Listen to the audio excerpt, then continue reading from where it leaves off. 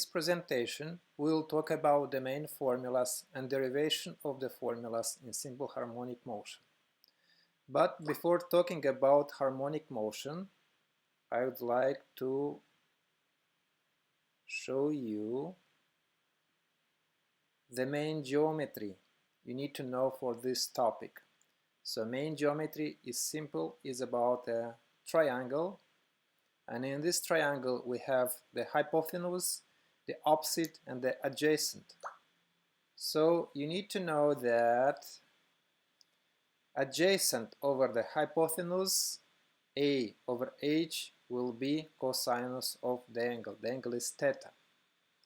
Now from here you may notice that A will be equal to H times cosinus of theta. This is the rearrangement of formulas. Now the opposite divided to hypotenuse will be sinus of theta. And here, if we do again the rearrangement, O will be equal to H times sinus of theta. So keep this in mind for the rest of this presentation. Now we have two main types of oscillators. So first oscillator is called pendulum, and the second one is called spring oscillator. The first one is swinging to the right and to the left. The other one is going up and down based on the spring force here. The force that is acting in the pendulum is the gravitational force. So the gravitational force is making this bob to swing to the right and to the left. Now, two main quantities we have here is the period and the frequency. So the formula for the period is T equals small t over n, which is time of the oscillations, and n is the number of complete oscillations. Now the frequency is how fast the oscillation is happening, and it will be n over t. So as you notice, period is the reverse of frequency, and frequency is the reverse of period. So the combination of these two formulas will give us the third formula. T equals 1 over frequency. Okay, these three formulas will be used again in the topic. Most of all, the third formula will be used again and again. You will see. Now, next you need to know is the formula for the speed. Speed is equal to displacement over time. Now let's talk about the theory of the pendulum. So, theory of the pendulum, what do we have? We have a thread with a specific length, a bulb which is swinging to the left and to the right back. So what do we have here? We have this position, which is called the mean position or the equilibrium position, and we have the actual position of the oscillator. It is here. You may notice here is an angle. Now when the pendulum is moving to the right and to the left, this angle is changing. So let's see the formula for this angular change, angular frequency. So this omega is like the speed, it's like this formula, is changing the angle over time. Now look here, during one complete cycle we have a change of angle of 2 pi. So from 0 to the left side will be a pi, and from the left side, extreme of the left side, back again will be 2 pi. So change of angle is 2 pi, and one complete cycle will be a complete period, will be the period. And we have the new formula, the formula number 6, which is omega equals 2 pi over t. Okay. Also another formula to keep in mind is this one. The change of the angle will be equal to omega times time. And this formula number 5 comes from formula number 4. Okay, if we combine another two formulas, like if we put in this formula instead of t, the formula 1 over f, we will get to another formula. And this another formula is omega, which is angular frequency, equals 2 pi times f. This is the seventh formula. Okay, let's move on to the equation of displacement. But before the equation of the displacement, let's look to the graph. So the graph will look like this. So here is our pendulum. Here is our pendulum. So this is the length of the pendulum. But this x is the displacement. This x is the displacement. And here will be the graph. The graph is showing us where the oscillator is at any time. After one complete oscillation, it will be back again to the mean position. So this axis is the mean position. So basically this curve here represents one complete swing or one complete oscillation. Okay, and x will be the displacement at any of the times in the motion, in the oscillation. x0 is amplitude. In another sources, you may see that a0 is shown by a letter A, which means amplitude. So keep in mind, x0 is the amplitude. Now, this motion has an equation, and the equation looks like this. X equals x0 times sinus of theta. How do we come to this equation? So this x is opposite to the angle. Then x will be equal to x0, and how do we know about the x0? If we take this bob and move till here, we will have the highest or longest possible amplitude. So this is the amplitude actually. So let's say this has the same length. So x over x0 will be equal to sinus of the angle. And just the x will be equal to x0 sinus of theta. Now we know that theta is equal to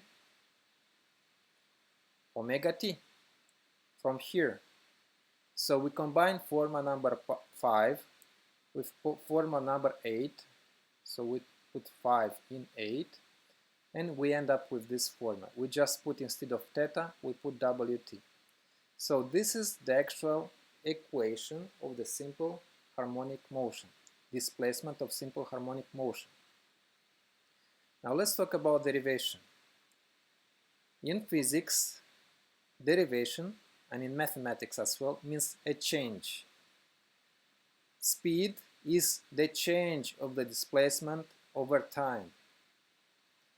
And from mathematics, derivation of sine and cosine formulas are here. V means change. D of sinus over dx. So this is the formula.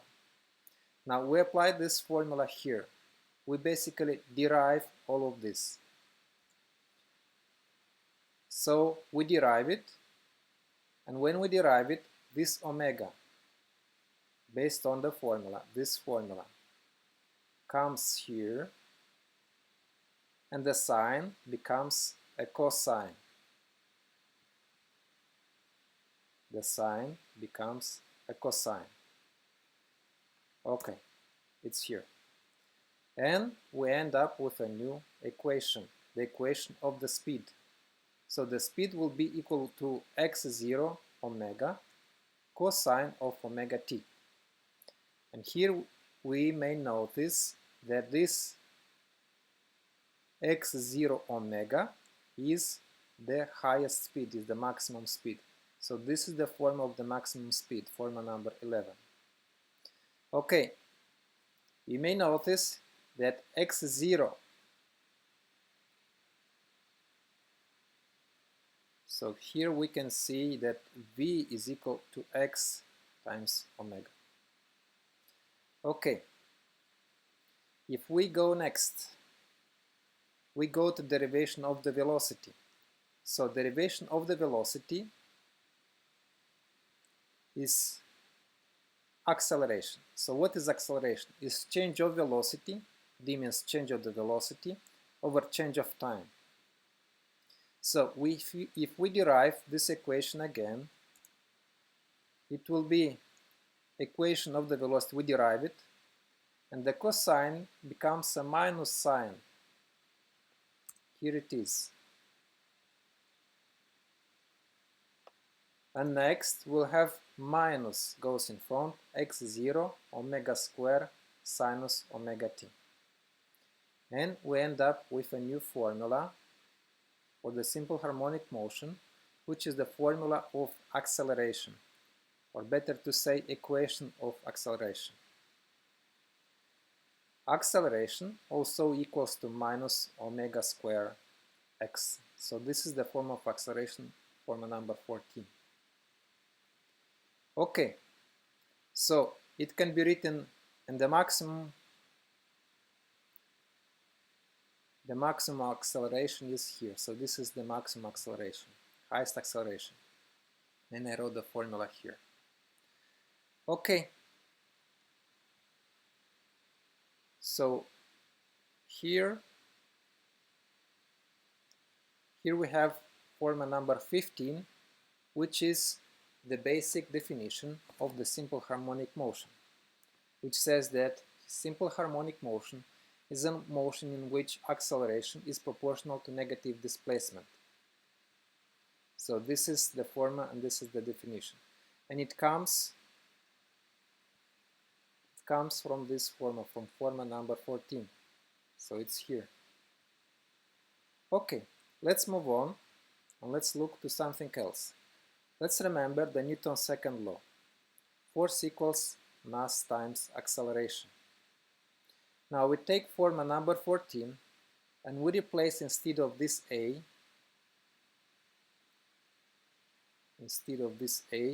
we put minus omega square x. So let's replace it. And we end up with mass times minus omega square x. This is the acceleration. And we end up to this formula.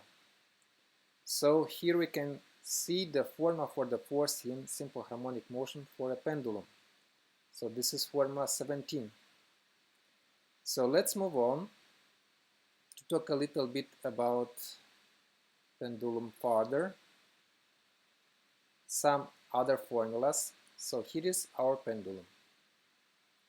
So here is the angle between the mean position and between the direction to the bob, to the mass here. Now if we draw the forces that are acting on this object, so here we have mg, which is gravitational force, Fg, gravitational force, which is acting on the pendulum. And if we put an x-axis and the y-axis here, we have again sine and cosine formulas. So this is the force that is acting on x-axis, and this is the net force which is acting in this moment of time on the mass. So based on the vectors laws, we can take this arrow and put it here. So what do we have as a result? We have again a triangle. Now let's work a little bit with this triangle here. Let's play with the angles. So I'll move it here, and there. Okay, opposite over the hypotenuse will be the sinus, and adjacent over the hypotenuse will be the cosine. Now let's look. If we take this triangle and we put it here, this vector here, this force Fg, will be equal to mg times theta, and here will be a minus. So what do we have this minus here in the formula? The negative sign on the right hand side implies that theta and a always point in opposite directions. When theta is becoming smaller, acceleration is increasing. so they are proportional in this way. So acceleration is proportional to the negative theta. That's why we put this minus here. Now let's combine this formula with the second Newton's law. Force equals mass times acceleration. And let's see what we have as a result here. So, if we combine these two, then mass times acceleration will be equal with minus mg sinus theta. So we combine them here, and as a result we end up with this formula, where acceleration equals minus g sinus theta, where g is the gravitational constant. Okay, on the other hand, let's look again to this pendulum. It has a specific length. And here we have another triangle. And the triangle is like this. This will be the x displacement, and x will be equal to, based on sine law, length times sinus of the angle. So we use this formula and we end up with the formula for the displacement. Now, based on formula 14, acceleration equals minus omega square x. If we combine these two formulas, we end up with another formula. Acceleration equals minus omega square L sinus theta. So what do we have here? We just put instead of x, we put L sinus theta from this formula here. Now let's look further. Let's combine these two formulas. Let's combine this formula with this formula here. We have acceleration from both sides. So if we combine these two formulas, this is the combination of the formulas. So all of this will be equal with minus g sinus theta. And here, this and minus and minus, they cancel out. Sinus theta and sinus theta, they cancel out. And we end up with omega square L equals g. Now, if we rearrange this formula, we end up with omega being equal with square root of g over L. And this is the angular frequency of the pendulum. Now let's combine this formula with two other formulas, period and frequency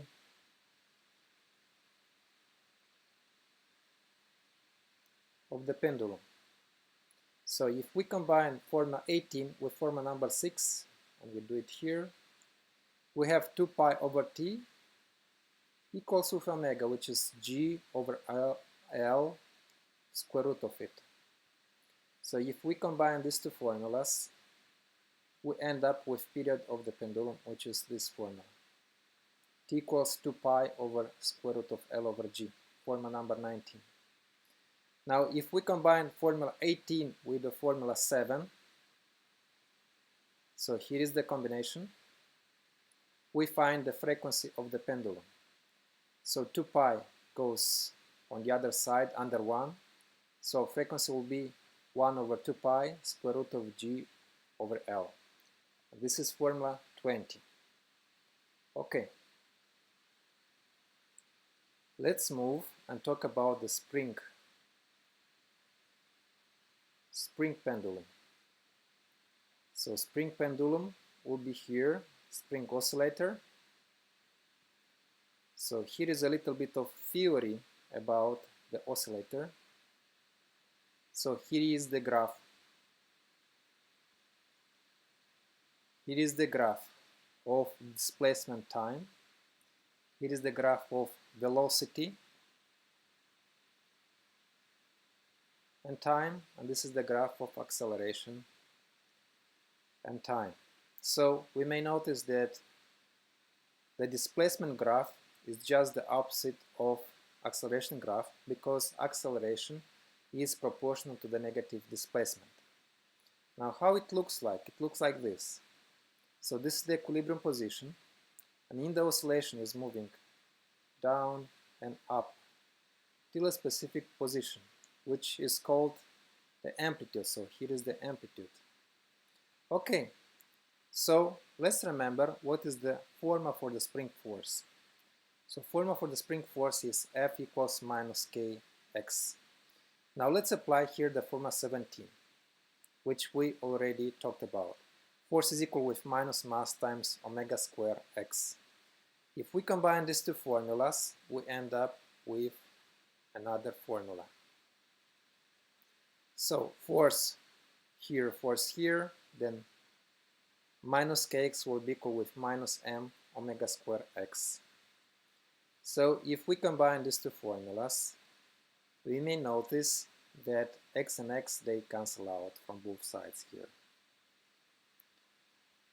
And we end up with finding the spring constant of the pendulum, of the spring oscillator. Now, from this formula, we can find omega.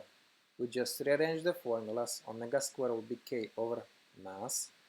And we find the angular frequency of the spring oscillator, which is square root of k over mass.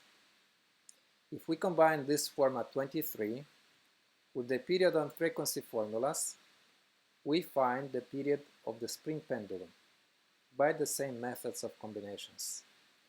And also, if we combine formula 7 with 23, we end up with frequency of the spring oscillator.